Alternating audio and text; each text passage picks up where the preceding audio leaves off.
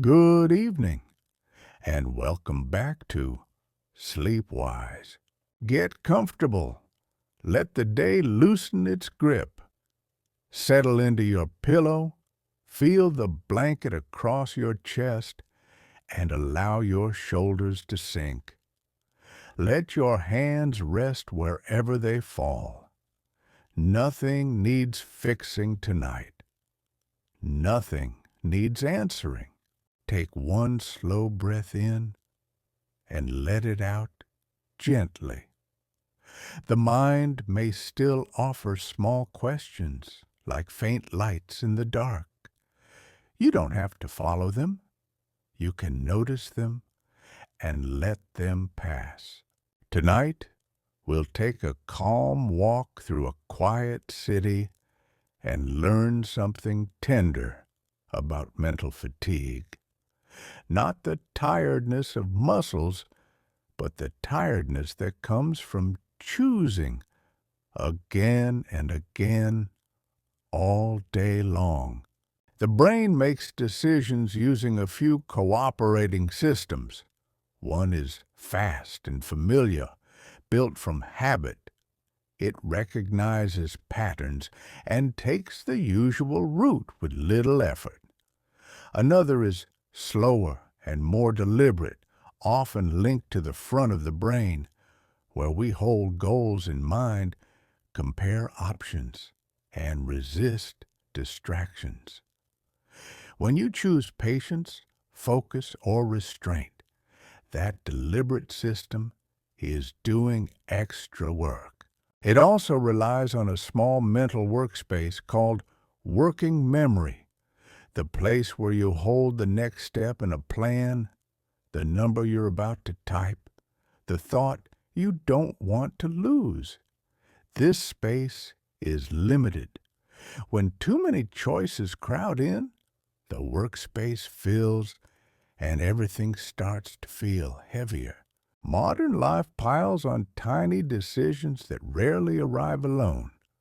A message appears, and you choose whether to open it. A menu scrolls, and you choose what to watch, what to skip. A food app offers endless variations, each tap opening another branch. Even pleasant choices still ask your attention to keep moving, like a flashlight swung from doorway to doorway. And attention has a cost. Each time you switch tasks, your brain must reload what matters, the rules of the moment. By evening, that repeated reloading can feel like carrying a bag that's slowly filled with invisible stones. Meanwhile, your body builds a quiet pressure toward sleep. As wakefulness stretches on, chemical signals rise that make effort feel more expensive and comfort feel more persuasive. It's one reason choices can feel harder at night, even when nothing changed but the clock. So, if you've been feeling tired, it may not be a flaw.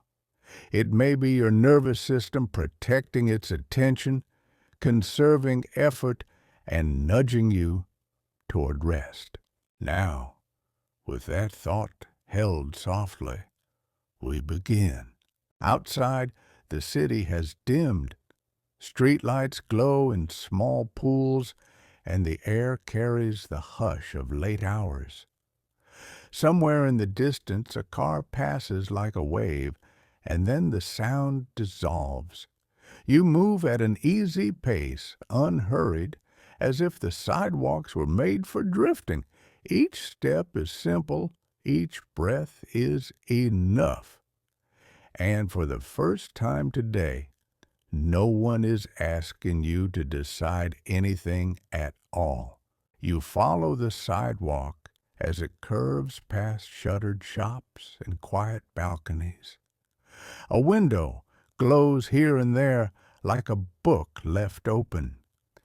The city feels like it's exhaling, and you can almost feel your own mind trying to do the same. slowing its pace, loosening its grip. Ahead, you reach a crossroads marked by a pale line of paint and a small blinking signal. Left would be faster. Right would be calmer. It's a simple choice, and still your body pauses, because even small decisions begin with a moment of comparison. Inside your brain, that pause is a real event. Tiny populations of neurons begin to represent the options. This street, that street, the memory of what each one feels like. A part of you estimates distance and effort. Another part recalls a past evening when the quieter street felt safer, and somewhere deeper, older circuits scan for anything uncertain. When choices are familiar, your brain leans on habits. Habit is not mindlessness, it's efficiency. The brain stores routines, so you don't have to redecide what you already know. That's why you can make coffee, unlock your phone, walk a familiar path, and barely notice the choosing. Those actions move through well-worn pathways like feet on stone stairs. But when a decision requires active control, when you weigh trade-offs, resist an impulse, or choose against the easiest option, you recruit the slower steering system again. It holds your goal steady, keeps distracting signals from taking over, and helps you commit. This system can do remarkable things, but it is not meant to run at full intensity all day without consequence. Scientists sometimes describe decision-making as a gentle accumulation. Evidence gathers for one option and then the other, until one side reaches a threshold and becomes your action. You don't feel the evidence building. You only feel the settling, that soft sense of this way. Tonight, you choose the calmer street. There is another quiet calculation, too: opportunity cost. Every choice is also a not choice. The faster street costs you quiet. The calmer street costs you minutes.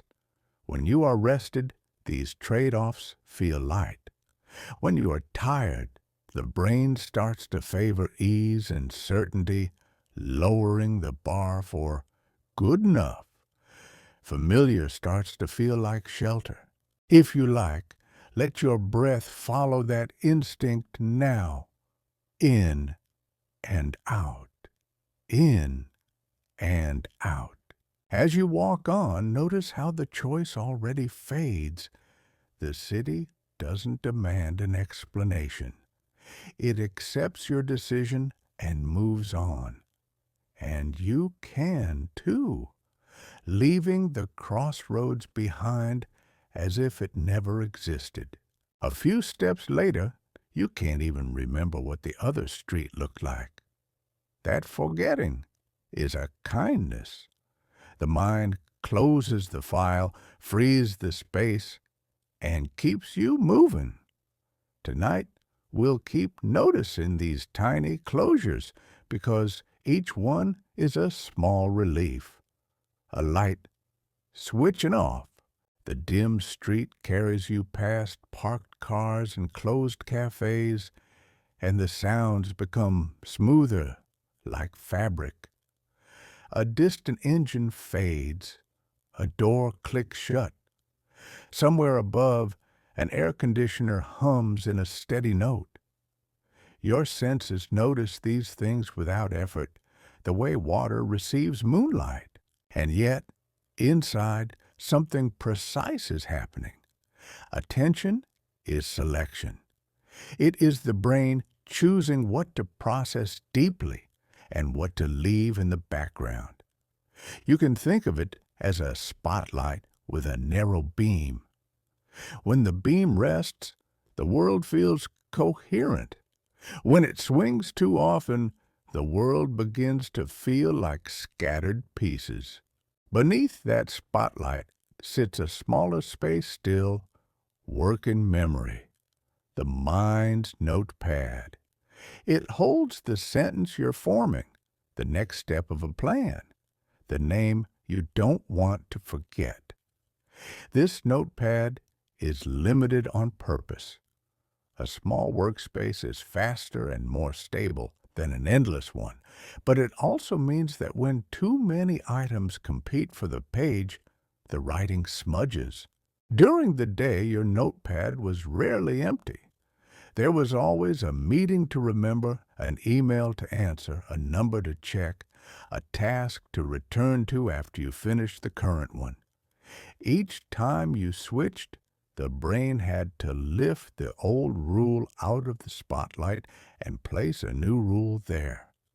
This is called task switching, and it comes with a real cost, even when the tasks are simple. In experiments, people are slower and make more mistakes right after a switch, as if the mind needs a moment to reconfigure its settings. In daily life, that moment feels like the tiny blankness of, "What was I doing?" followed by the effort of finding your place again. One switch is nothing. 100 switches can feel like a full day of carrying something you can't see. Modern technology is excellent at creating switches. A badge lights up, a banner slides down, a vibration arrives like a tap on the shoulder. Each one asks a question that looks harmless. Now or later. And even if you choose later, you have still made a choice. The spotlight moved. The notepad opened. A new line was written. There is no judgment in this. Your brain is doing what it evolved to do. Orient to novelty. Update priorities, and stay socially connected. The problem is not that you respond. The problem is the density, the way these signals arrive faster than the mind can close them. So tonight, on this quieter street, we give the spotlight less work.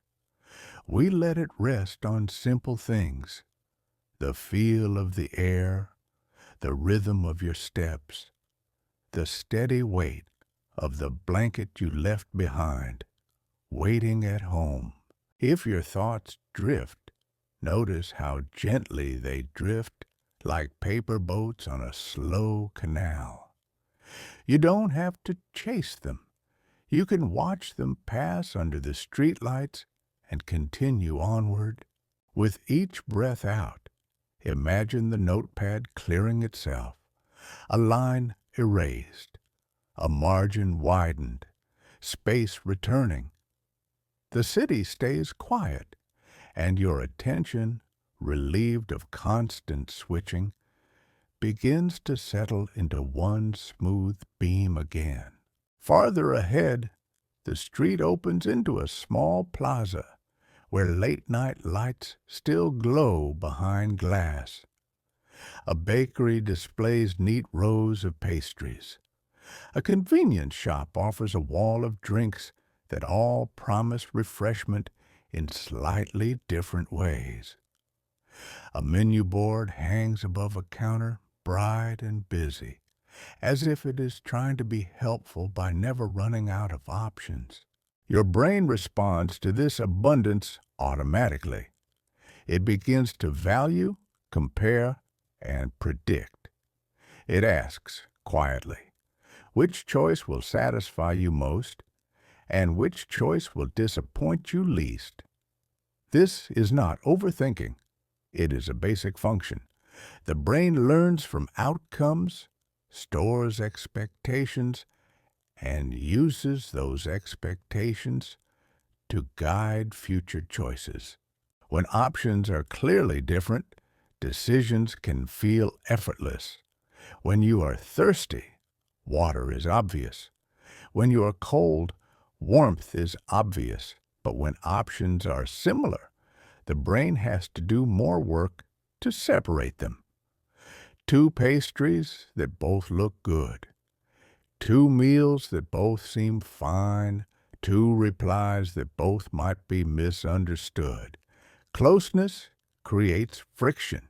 To compare, the mind must hold features in working memory, weigh them against your goals, imagine outcomes, and then accept uncertainty. The more features and the more options, the heavier the load. Sometimes the choice itself is small, but the search is long. There is also a quieter cost after you commit. Once you choose one option, you become aware of the others you left behind. Some people feel this as regret, some as restlessness, some as the faint thought that a better option was just out of reach.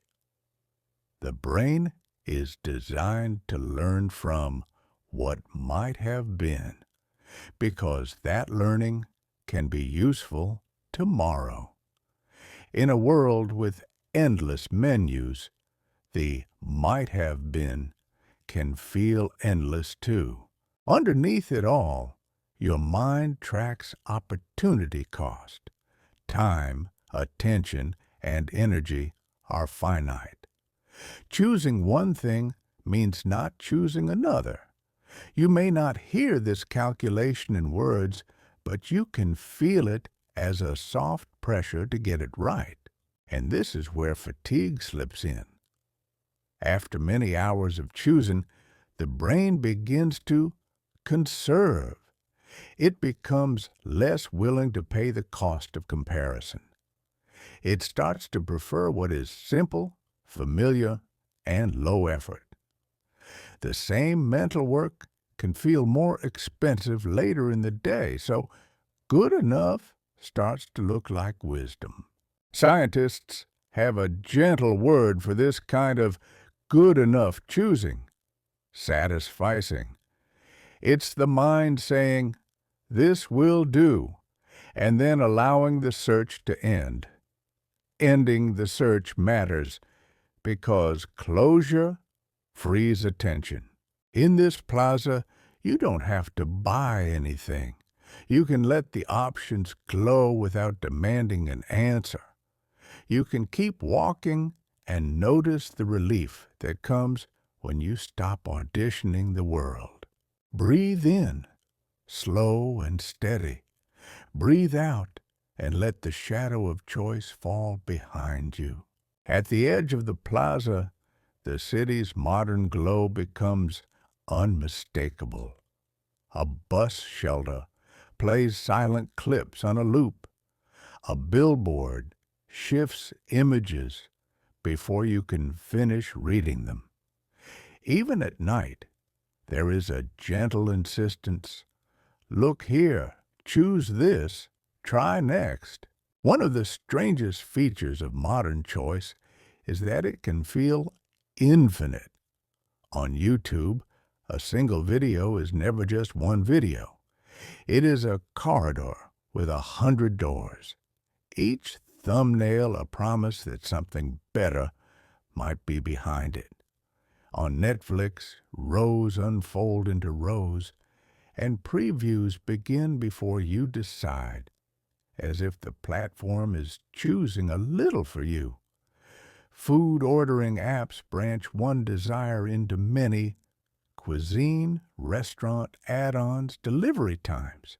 Your brain treats these suggestions as possibilities, and possibility is magnetic. Learning systems are built to seek information that could improve prediction. A new option might be more rewarding, more comforting, more efficient. So the mind leans in, not because you are restless, but because you are adaptive. There is another quiet force: unpredictability. Sometimes the next click is dull, and sometimes it is exactly right. That variation keeps the brain curious. In learning terms, surprises update the system. Dopamine is often linked to this updating, reflecting the gap between what you expected and what happened. When the surprise is pleasant, the pull of next can strengthen. By late evening, a different pressure rises. As wakefulness stretches on, sleep pressure builds, and the brain becomes less interested in effort that does not lead to rest. Attention narrows. Working memory feels crowded sooner. The cost of deliberate control rises. In that state, defaults feel soothing. Autoplay feels like relief. Familiar shows, familiar meals, familiar scrolling. They ask less of the steering system. This is why the simplest path can feel irresistible at night. It is not a flaw. It is the brain doing arithmetic with limited resources. If effort is expensive, choose the low-effort option. If uncertainty is draining, choose the familiar one. If the day demanded 1,000 tiny decisions, end the search quickly. So, as you pass these glowing windows, you can recognize the pattern without blame. Endless options are not proof that you should keep choosing. They are proof that you've been offered more doors than anyone needs to open in a single day. Tonight, you can close the corridor. Let the bus shelter keep playing to the empty street. Let the billboard change its mind without you. Let your phone rest, face down, like a smooth stone. And as you continue, listen for the city's older sounds beneath the modern layer. Footsteps, wind, a distant bird settling. The world becomes simpler when you stop feeding it your attention. With each step, imagine your brain turning down its own internal menu, reducing the options to one gentle instruction: breathe and keep walking. Breathe and keep walking. The street grows quieter again, and in that quiet, you begin to notice a softer rhythm beneath the city, the rhythm of wanting.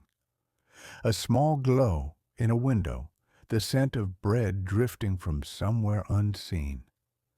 The memory of a song that would feel comforting right now. Wants arrive gently, but the brain treats them seriously because they are signals about what might help you. In the brain, wanting and choosing often meet in a set of deep structures that help assign value. You can picture them like a nightly market, not loud, not emotional, just practical. They weigh signals from the body and the senses, compare them to your memories, and produce a simple leaning, yes or not yet. One of the chemicals often discussed here is dopamine. It is sometimes described as pleasure, but a calmer way to think of it is learning and expectation. Dopamine helps the brain notice when an outcome is better or worse than predicted, and it updates future predictions so you can choose more wisely next time. When something surprises you in a good way, the brain marks it. When something disappoints, the brain adjusts. This is why the city's modern prompts can be so sticky. A recommended clip might be boring, or it might be perfect. A scroll might lead nowhere, or it might deliver exactly what you didn't know you wanted. That uncertainty creates a small tension, and the brain, built to resolve uncertainty, keeps sampling, just one more. And still, none of this is a flaw. It is simply a brain that evolved to learn from an unpredictable world. The trouble comes when the sampling never ends, when the market never closes, and when the system that steers you must keep negotiating long after it needs rest. As you walk, imagine the market gates beginning to swing shut. The stalls don't disappear. They simply pause. Tonight, you don't have to improve your predictions. You don't have to chase the best option. You can let good enough be a shelter. There is a quiet comfort in repeating what already works. A familiar show, a familiar meal, a familiar route home. Familiarity reduces prediction error, which reduces the brain's need to keep checking. It lowers the mental noise. So when you notice yourself drawn toward the easy and known at the end of the day, you can interpret it as conservation. The brain is turning down exploration and turning up comfort. It is choosing rest over search. Let that feel reassuring. Let your breath slow as if you're syncing with the city's softer tempo in and out. With each exhale, the urgency to find something better loosens.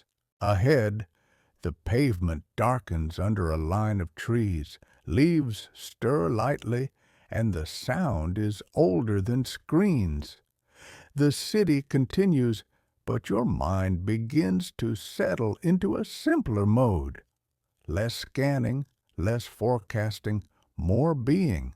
A little farther on, you pass a row of late-night kitchens, and the air changes.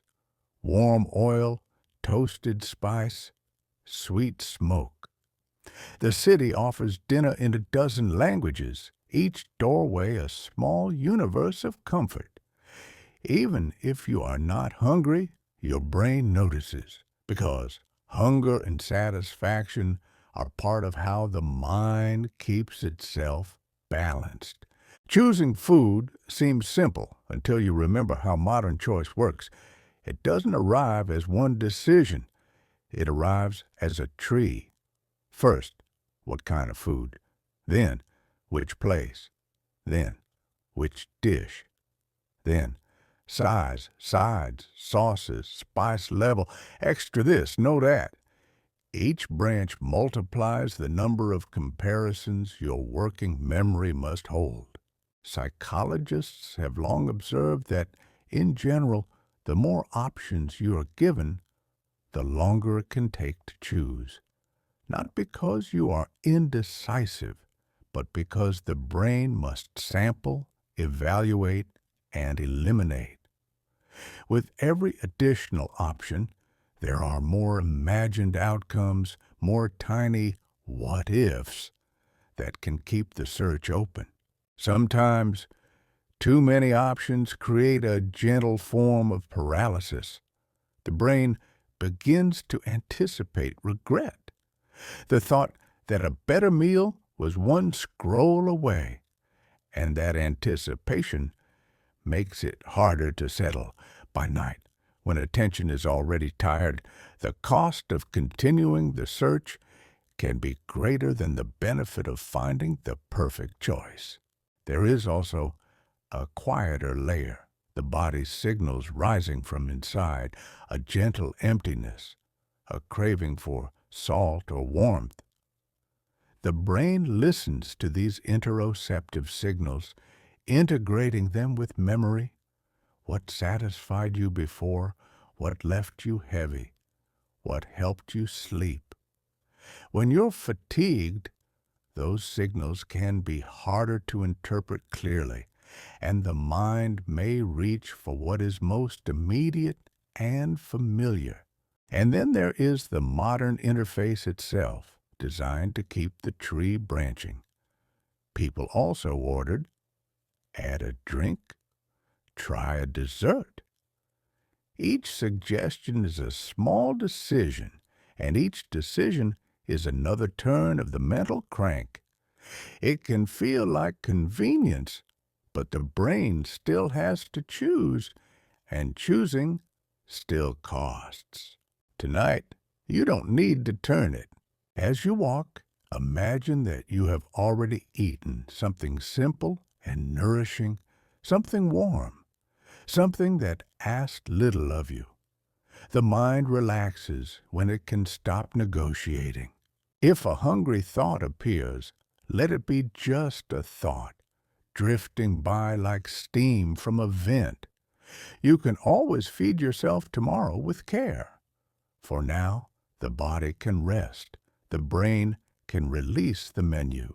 You continue past the kitchens, and the scents fade into cool air again. The city's questions grow fewer with each step. The street becomes plain, and plain begins to feel luxurious. Breathe in and feel the ribs widen gently. Breathe out and feel the belly soften. Your nervous system reads softness as safety. Safety is a kind of nutrition too. Above you, a balcony light clicks off. Another window goes dark. One by one, the city closes its options, and the mind follows, grateful to be offered less. The next stretch of road is lined with small apartment buildings, and the city feels private here. Curtains half drawn, a faint television glow, the soft clink of dishes being put away. It's the kind of street where nothing dramatic happens, and that is exactly why it feels restful. Then, like a tiny spark, a notification sound floats from a nearby window. Somewhere, someone's phone lights up, and you can almost feel the reflex in your own body, the small urge to check, to know, to close the loop. A notification is rarely just information. It is a decision packaged as a sound. Open it now or later.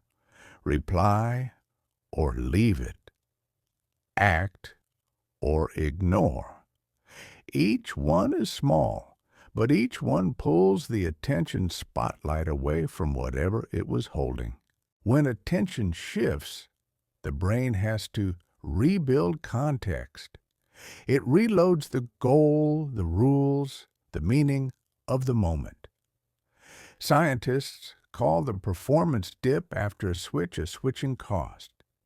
Even when you switch back quickly, the mind can leave a faint residue of the previous task, like a scent that lingers after you've left a room.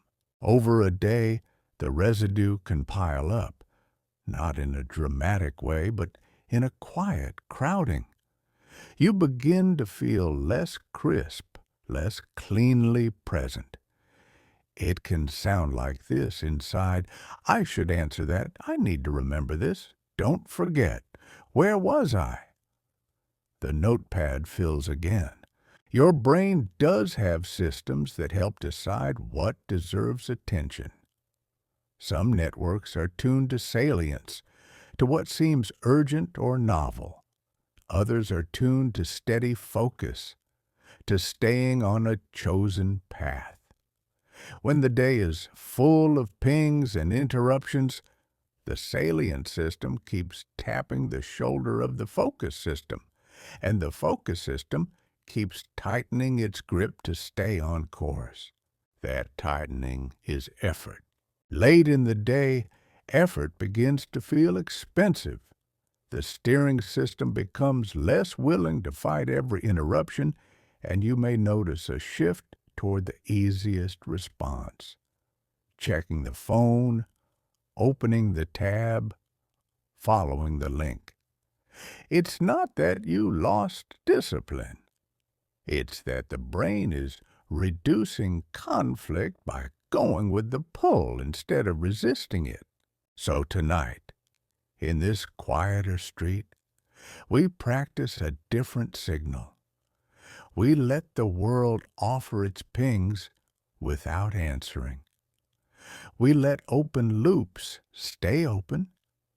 We let uncertainty exist without being resolved. If your own phone is nearby, you can imagine it as a lantern turned face down. Still there, still capable, just not shining into your eyes. With each step, let your mind return to one simple rule: here, now. Breath, footstep, the sound of leaves, the coolness of air. And as you hold that rule, you may notice something kind. The urge to switch begins to soften.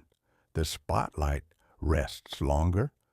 The notepad clears one line at a time. The city keeps moving, but you don't have to chase it.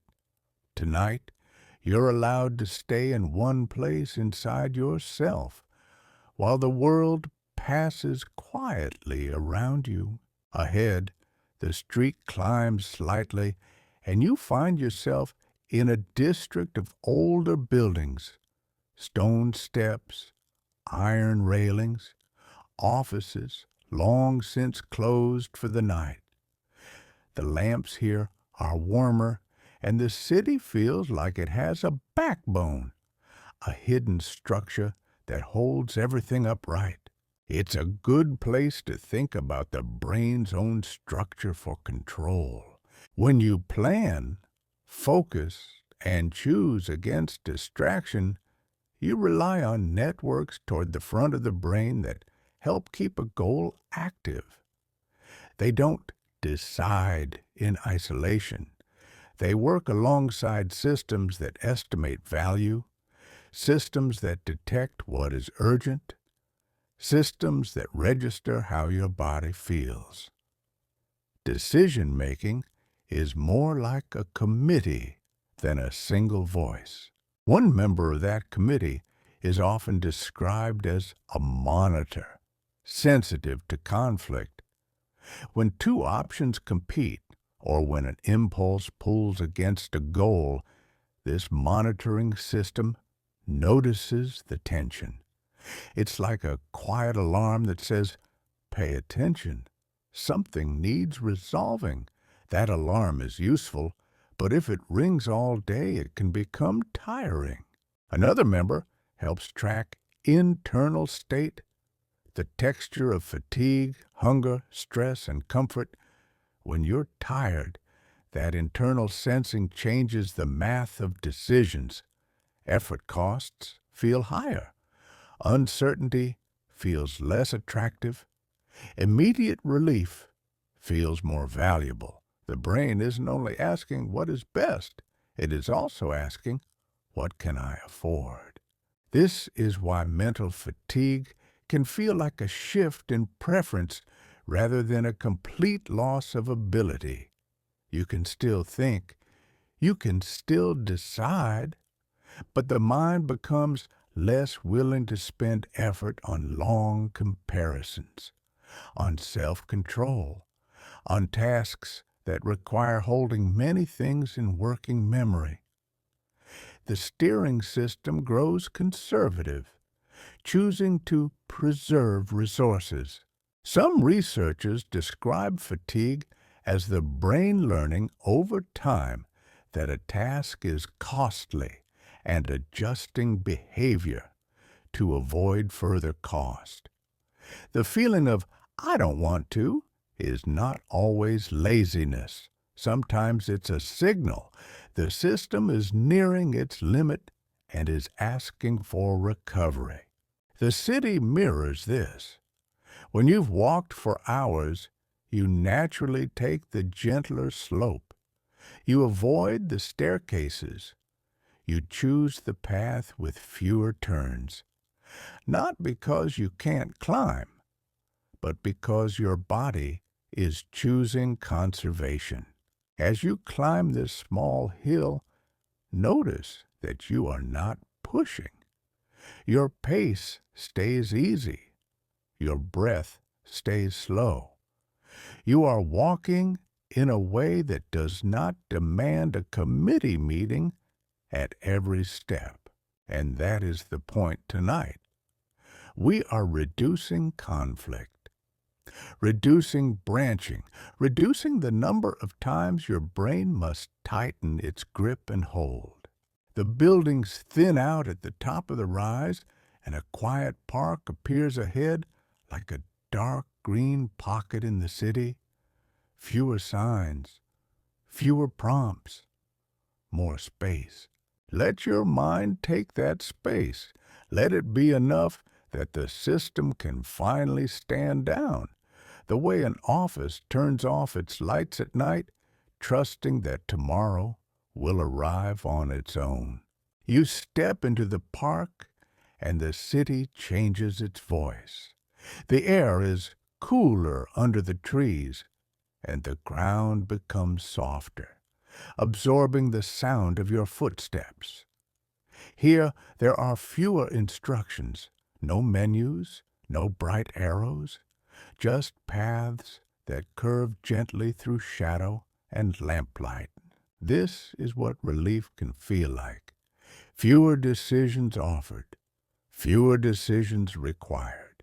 In the brain, there is a deep comfort in automaticity.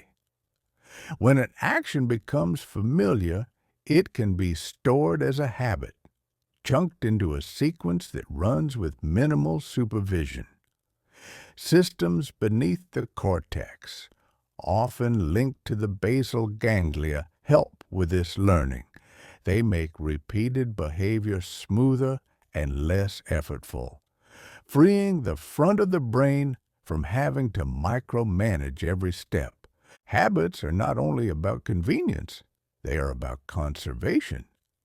If you had to decide from scratch how to walk, how to speak, how to brush your teeth, how to drive a route, the day would exhaust you before breakfast.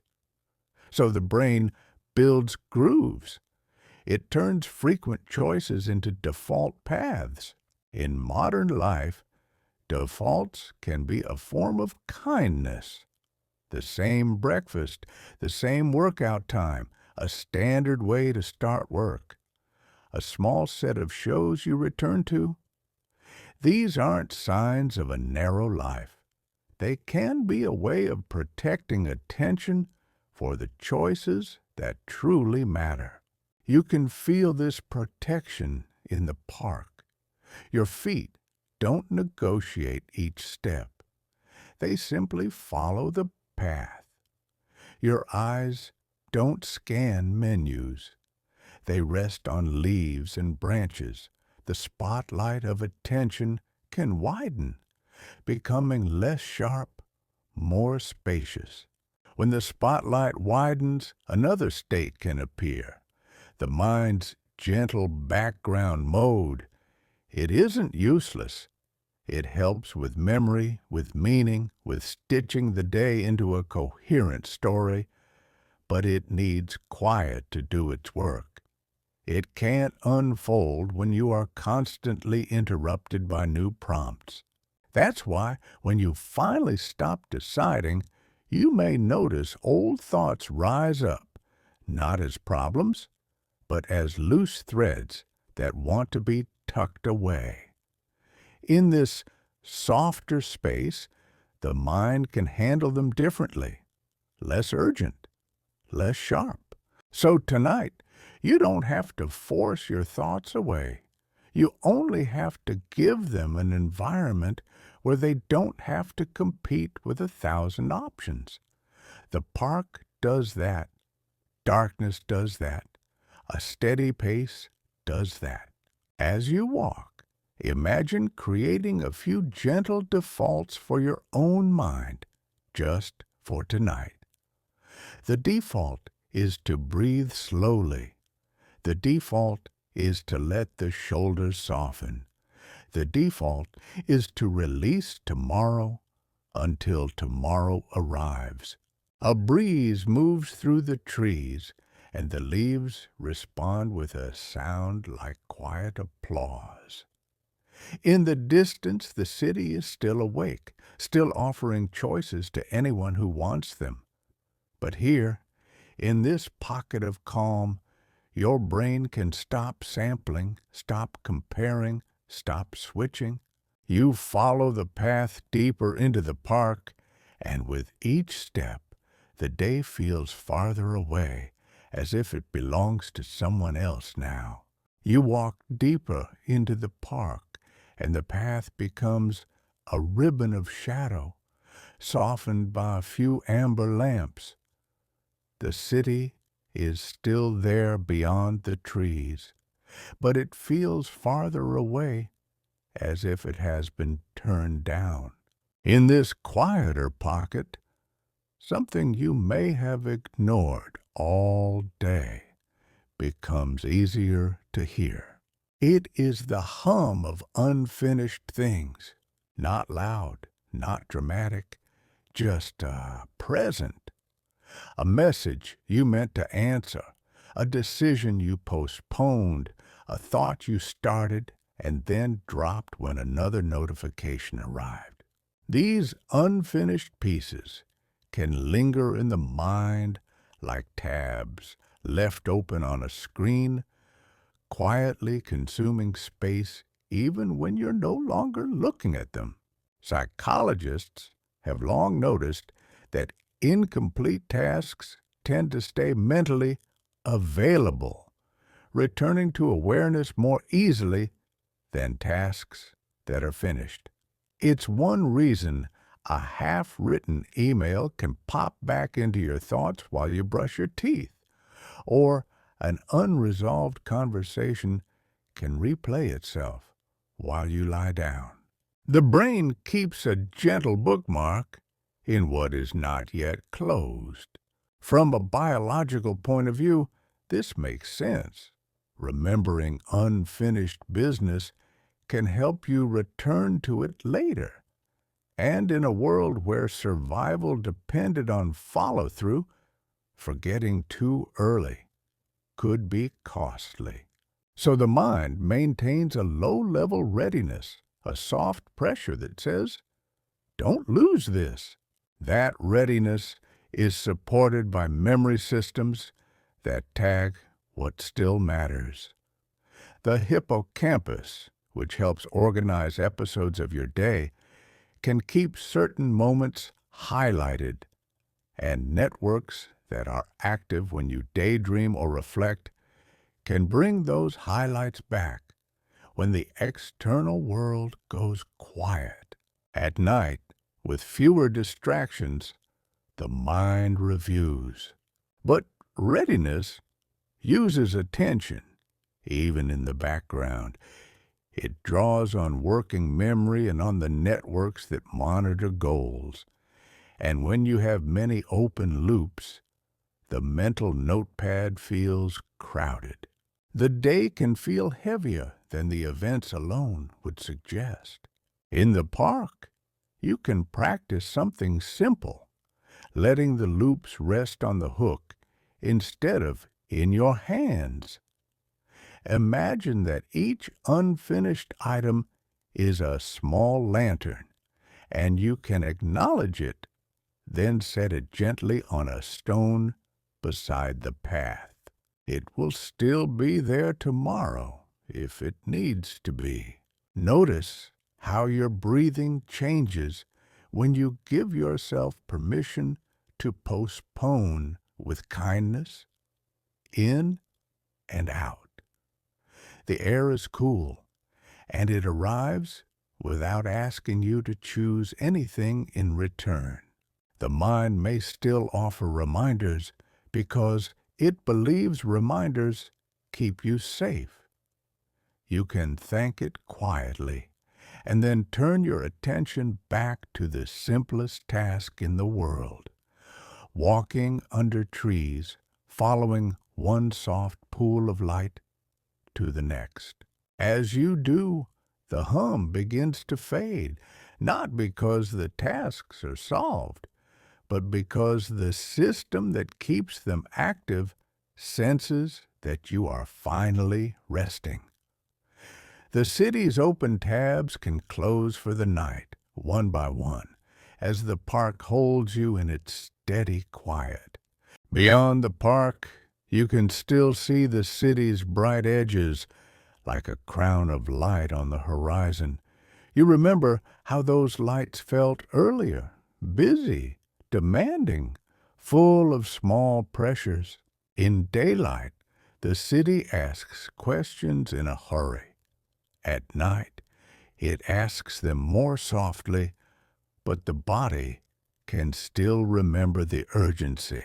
That memory is partly chemistry. When you feel stressed, your nervous system shifts into readiness. The sympathetic branch can raise heart rate, tighten muscles, and sharpen attention toward whatever seems important. Hormones like cortisol can help mobilize energy and keep you alert. In the short term, this is useful. It helps you act quickly and prioritize. But the same state can make decisions feel heavier. Under stress, the brain becomes more sensitive to threat and uncertainty, scanning for what could go wrong. Attention narrows, as if the spotlight tightens its beam. You may notice fewer details of the world and more details of what you might lose. This shift is guided by deep circuits that respond to emotion and salience, including the amygdala and its connections to the rest of the brain. The amygdala isn't a simple fear button. It's more like a detector of significance, waking you up when something might matter for safety. When it is active, the steering system often has to work harder to keep calm goals online. Stress can also push you toward faster choices. When the body is signaling urgency, the brain tends to favor habits and shortcuts because they are quick and proven. It's why, on anxious days, you may reach for the familiar snack, the familiar show, the familiar scroll. The system is trying to reduce uncertainty and resolve the feeling of being on alert. Tonight, in the park, you can let the readiness unwind. Feel the shoulders loosen, the belly soften, the breath slow. Your brain listens to your breathing. A long exhale can signal safety, and safety allows the spotlight to widen again. Slow breathing also supports the parasympathetic branch, the system that helps digestion, repair, and recovery. You can think of it as the body's night shift, arriving quietly once the alarms stop ringing. When stress is chronic, that night shift is delayed, and the brain keeps spending effort just to stay composed. Even simple choices can feel sharp because the body is treating the world as if it might demand a quick response. The trees are not asking you to perform. The darkness is not a problem to solve. As you walk, notice how the city's crown of light fades behind branches. The further you go, the fewer signals your nervous system must interpret. The body begins to settle into a different state, not vigilant, but receptive. And in that receptive state, decision fatigue can loosen its hold, not because you force it away, but because the chemistry of urgency is no longer feeding it. The park becomes a small laboratory of calm, and your breathing is the quiet experiment. The path curves, and you come to a bench under a lamp, the kind of bench that seems made for pauses. You don't have to sit, but you can slow for a moment and feel the simple fact that your mind too has been walking all day. In science, fatigue is not only about being unable to continue. Often, it is about the brain changing how it values effort. When you are fresh, the cost of focusing, comparing, and resisting distractions feels low, so you spend that effort easily. When you're tired, the same effort begins to feel expensive, and the brain starts to bargain for a cheaper option. This is why mental fatigue can look like preference. You might still be capable of the hard task, but you feel less willing to do it. The system that chooses does a quiet calculation. How much will this demand? And what will I get back? If the return is uncertain, the brain nudges you toward something simpler, something immediate, something already underway. After sustained, demanding work, many people shift toward low-effort options more often, as if control has become a higher-priced resource. And there may be physical reasons, too. The prefrontal areas that support sustained control are metabolically active, and some research suggests that prolonged intense cognitive work changes local chemistry there, encouraging the brain to reduce further demand as a form of protection. You don't have to picture it as running out, but as turning down. You might notice this turning down in your own evenings. A complex email feels harder than it should. Choosing between similar options feels annoying, and a small problem feels strangely heavy. Often, it isn't the problem itself. It's the accumulated cost of holding the steering wheel tightly for too long. In the park, you can let the wheel loosen. Look at the lamp above the bench. It casts a circle of light, and within that circle, everything is simpler. The brain loves circles of certainty. It calms when the options narrow, when the next step is obvious.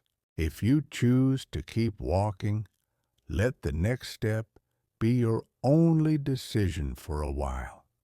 Feel the heel touch down, then the toe, and listen to the quiet sound of leaves shifting as you pass. Each sensation is a small anchor that requires no comparison.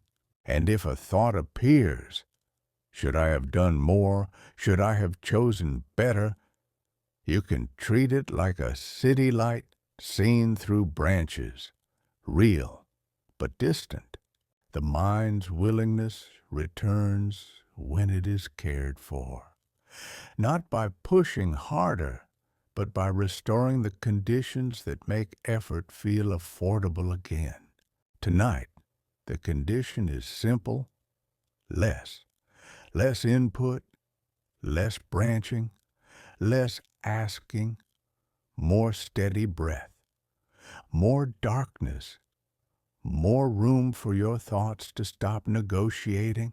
You continue along the path, and without noticing the exact moment it happens, the sense of cost begins to soften. The brain stops haggling. It simply walks with you, quiet and willing, into the night. The park path leads you to a small overlook where you can see the city again, spread out like a map of glowing choices.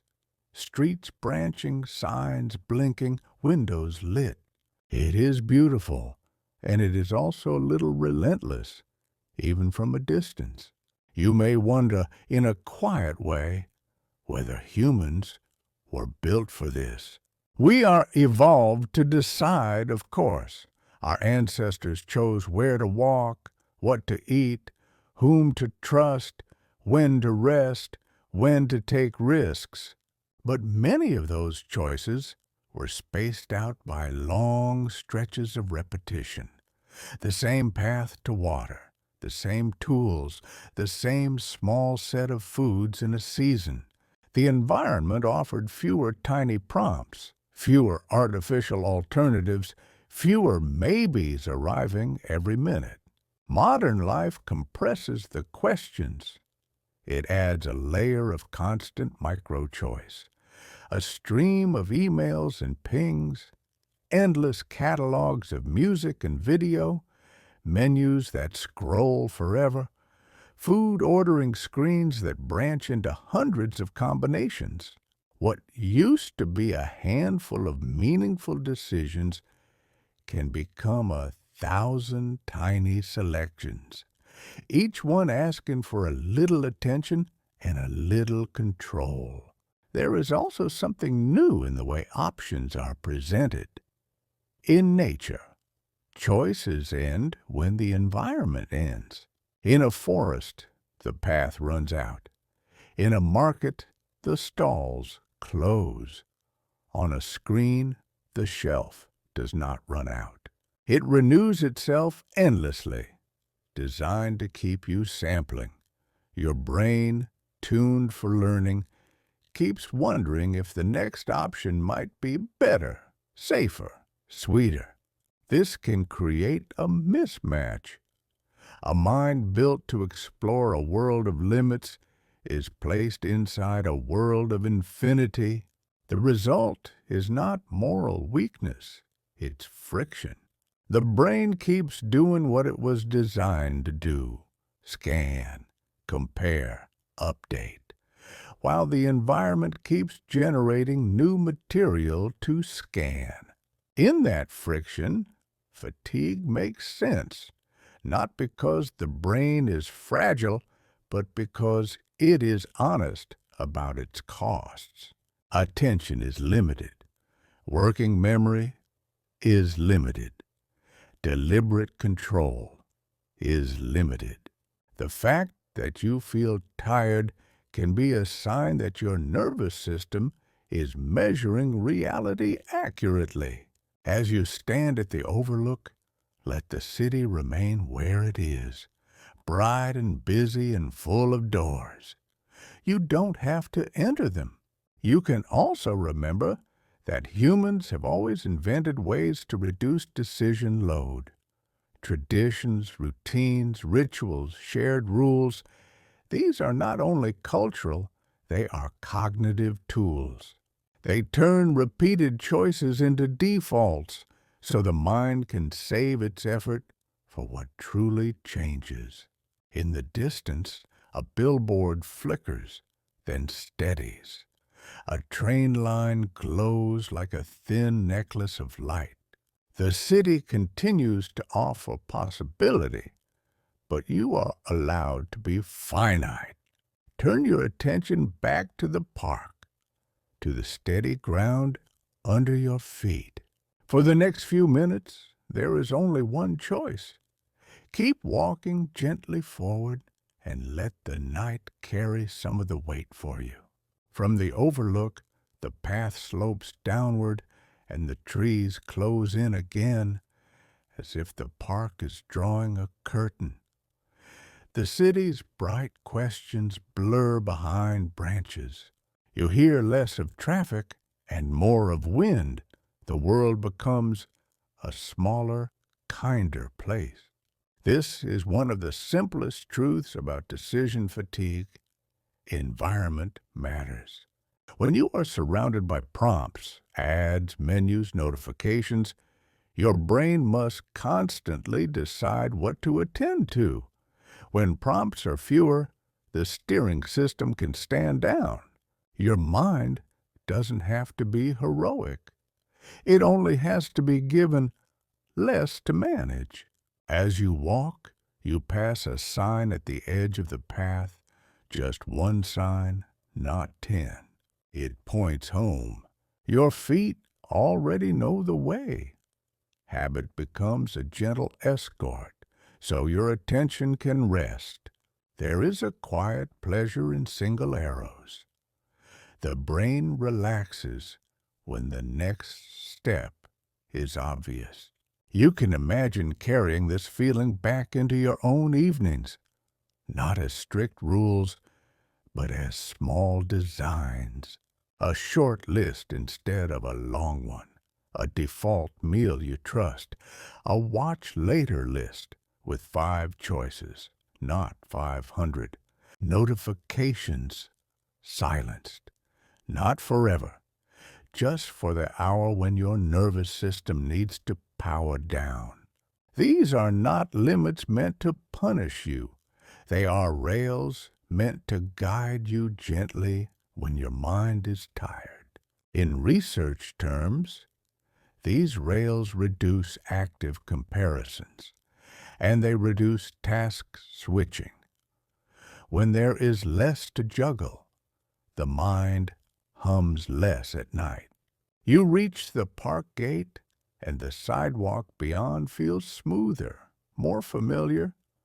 Windows glow softly in the buildings ahead, and you can picture people inside doing small closing rituals, washing a cup, turning off a lamp, folding a blanket. These rituals are quiet signals to the brain. The day's work is done. Your own brain listens for that message. It is eager to receive it. Take a slow breath in, and as you exhale, imagine placing today's decisions in a quiet drawer. The drawer doesn't lock, and nothing is lost. It simply closes, so the mind doesn't have to keep holding everything in its hands. If a thought tries to reopen, did I choose right? Did I forget something? You can answer with softness, not now. Tomorrow is built for choices. Tonight is built for rest. You continue along the street, and the city's lights begin to look less like demands and more like distant stars. The world is still full of options, but you are no longer inside the maze of them.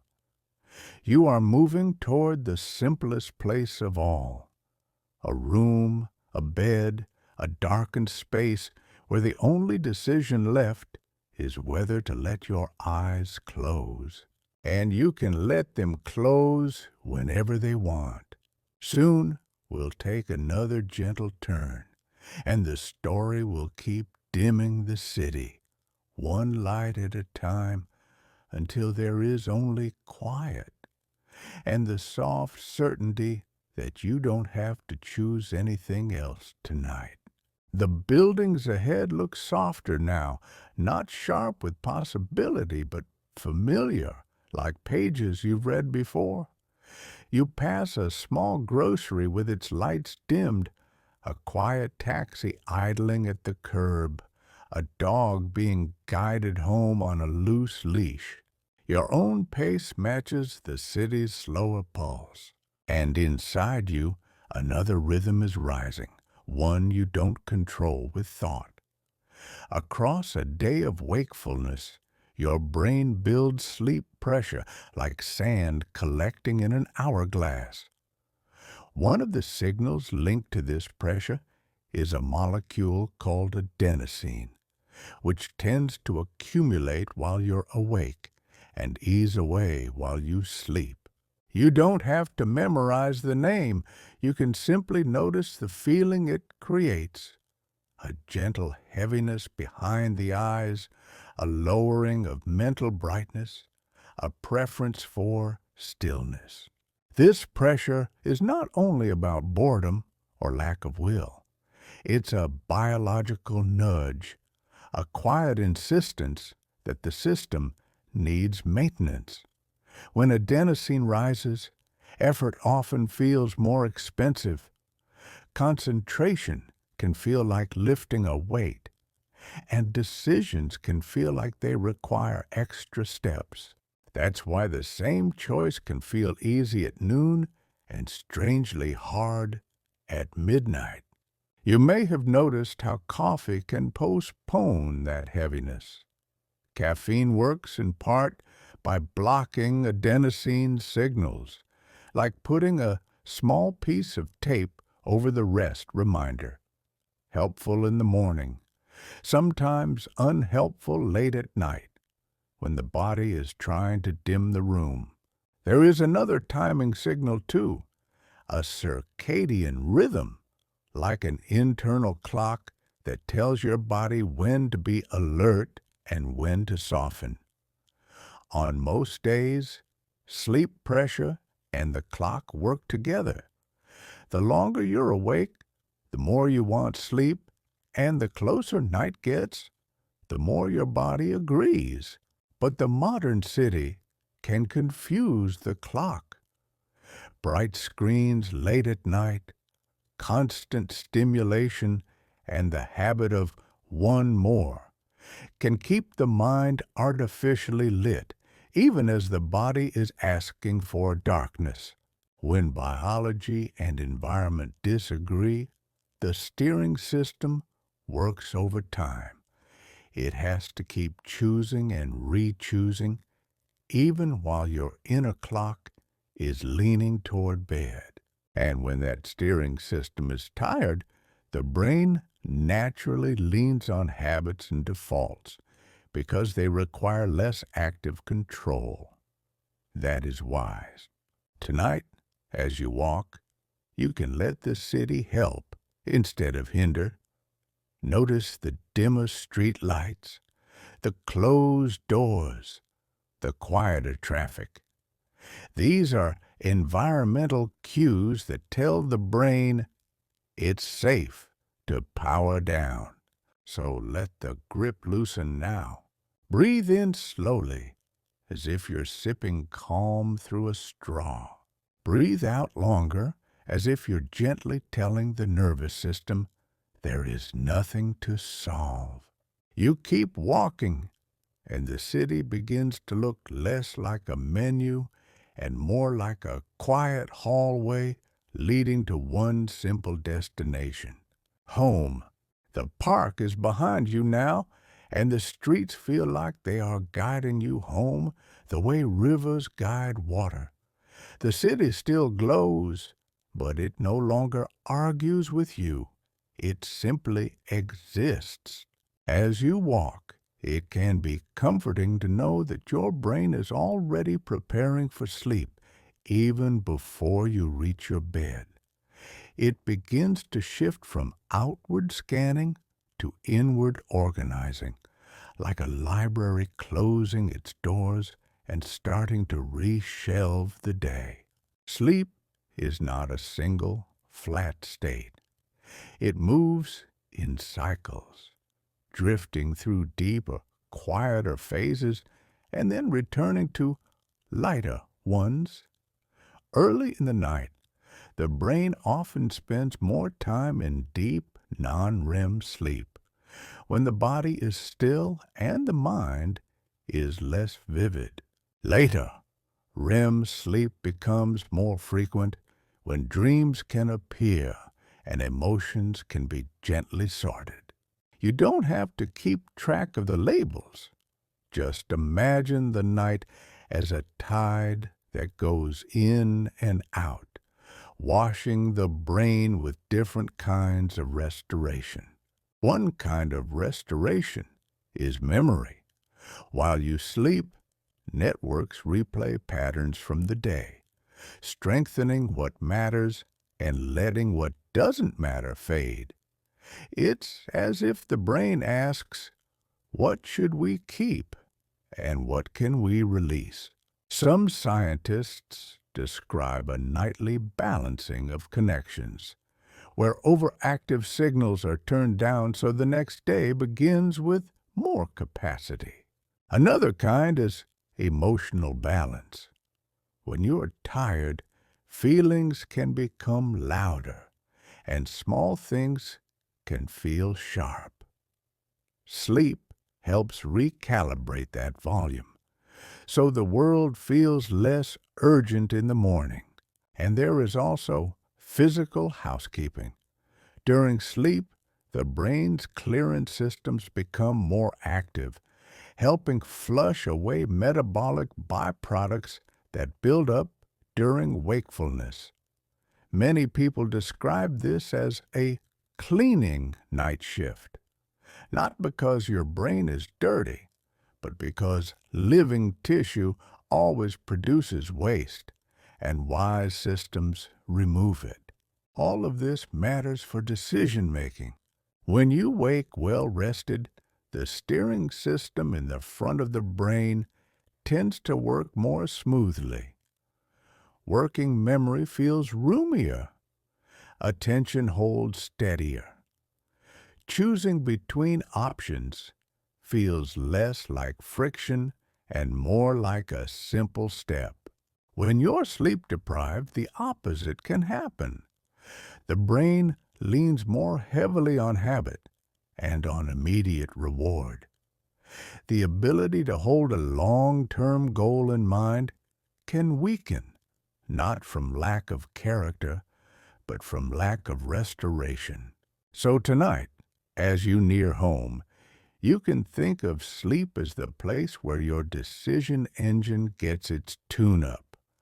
Not a moral reset, a biological one. You reach a quieter block where most windows are dark. The world is doing what it has always done at night, reducing the number of questions it asks. Let your own mind follow. With each step, imagine the day being filed away into gentle folders. A few things saved, many things released, and the rest allowed to dissolve quietly into sleep. A few blocks from home, you pass a small corner shop with a handwritten sign. Closed. 2 words and the brain relaxes.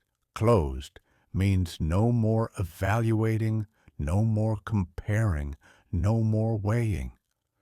Closed means the search can stop. The mind loves endings. During the day, so many things stay open.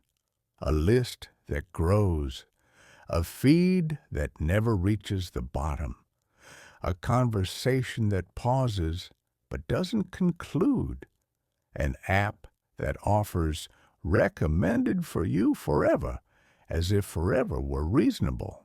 Tonight, you can let the city teach you a simple principle from psychology. Fewer active options often means less cognitive load.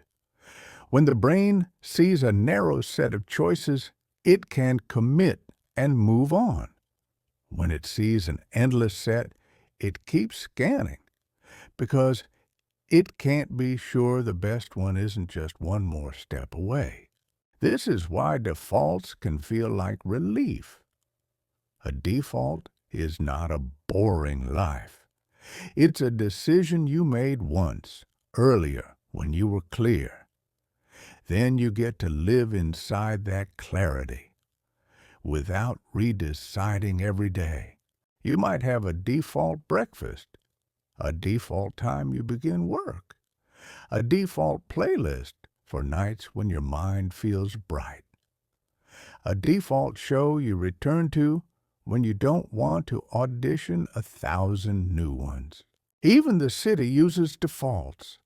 The same traffic pattern, the same street signs, the same lights that tell everyone, now you go, now you stop. Without these shared defaults, the streets would never flow. And you can design small defaults for your attention too. A quiet hour with notifications silenced. A rule that streaming menus are chosen from a short list you already trust. A food app opened with one intention, not 3, and closed once the choice is made. These are not rigid rules. They are gentle rails. Even small changes in environment can do this work for you. A phone placed out of reach. A home page cleared of tempting icons. Fewer tabs open. Fewer lights blinking. There is also a soft trick the brain appreciates: batching.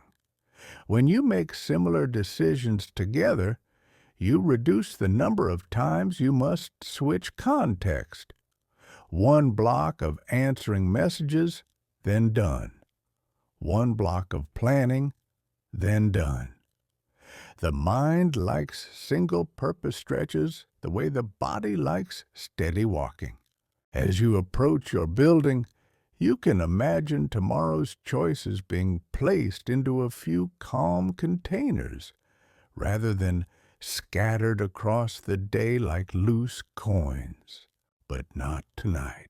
Tonight, the container is simple: bed, blanket, darkness. You reach your door. Keys feel cool in your hand. The lock clicks with a finality that is deeply satisfying. Inside, you can let the day close, like that handwritten sign in the shop window. Closed! For now, softly. And with that closure, your brain can stop searching, stop scanning, stop holding the world open.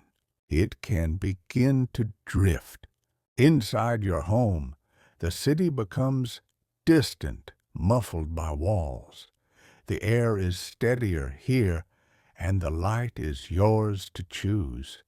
You move through small rituals: shoes placed aside, a glass of water, a lamp turned low, and each ritual is a message to the brain. The day is over. This is one of the kindest forms of decision-making. Deciding once, that night, will be gentle. Your nervous system responds to cues. Dim light tells the brain's clock that darkness is near, and it begins releasing signals that support sleepiness. One of those signals is melatonin, often called the darkness hormone, not because it knocks you out, but because it helps shift the body toward nighttime mode. Bright light, especially blue-toned light from screens, can push that signal away, telling the clock that it is still daytime. That's why late scrolling can feel like keeping a window open while trying to warm a room. So, you lower the light. You notice how your eyes relax when the room is dimmer, and how the mind stops scanning for details. Temperature matters too. As bedtime approaches, the body tends to cool slightly. A cool room, a light blanket, even washing your face with cool water can support that natural drift, as if you're aligning your environment with biology. You don't have to optimize anything tonight. You can simply make it softer. As you settle, the brain begins to turn down incoming signals, like lowering the volume on the senses so the inner world can take over. If you've carried decision fatigue, you may feel a strange urge to finish things before sleeping, to check one more message, make one more plan, solve one more problem. That urge is your brain seeking closure, trying to reduce uncertainty before it lets go. But uncertainty can wait. The most restoring decision you can make now is to stop deciding. You slip into bed, and the mattress receives you like a quiet shoreline. Let your spine settle. Let your tongue rest in the bottom of your mouth. Let your hands unclasp as if they are finally allowed to stop holding the day. Now, bring your attention to the breath again. In through the nose, slow, out through the mouth, longer. The long exhale is a signal. It tells the body's calming system, the parasympathetic branch, to step forward. Heart rate eases, muscles soften. The steering system in the brain no longer has to fight so hard. If thoughts appear, let them be streetlights seen from a train window, brief, bright, and passing. You don't have to get off at any of them. Tonight, the city can keep its endless options. You are not required to choose among them. All that remains is the gentle work of letting the mind dim as the room dims, as the body cools, as the breath slows. And in that slowing, sleep begins to arrive, not as a command, but as a gradual return. In the darkness, the city you walk through returns as a quiet image, not demanding, just present. Streets, signs, screens, menus, the gentle, constant offering of next. You can see now why it felt tiring. Your brain spent the day moving a spotlight, reloading context, holding goals steady, weighing trade-offs, and listening to a world designed to keep generating options. It learned, it adapted, it protected you. And when it became tired, it did what wise systems do. It tried to conserve. It leaned toward the familiar. It reached for defaults. It asked for comfort. None of that was failure. It was the nervous system speaking plainly about its limits. Tonight, you don't have to push past those limits. You don't have to perform clarity. You don't have to earn rest by finishing every open loop. The night was made for unfinished things. It holds them without judgment. Somewhere outside, a car passes, and then the sound fades. A distant elevator hums and stops. The city continues, but it no longer has access to you. Inside, sleep begins its quiet work. In the first drift of non-REM, brain activity slows into broader waves, like a sea settling after wind. These rhythms help you disconnect from the outside world, so the mind can stop responding to every signal.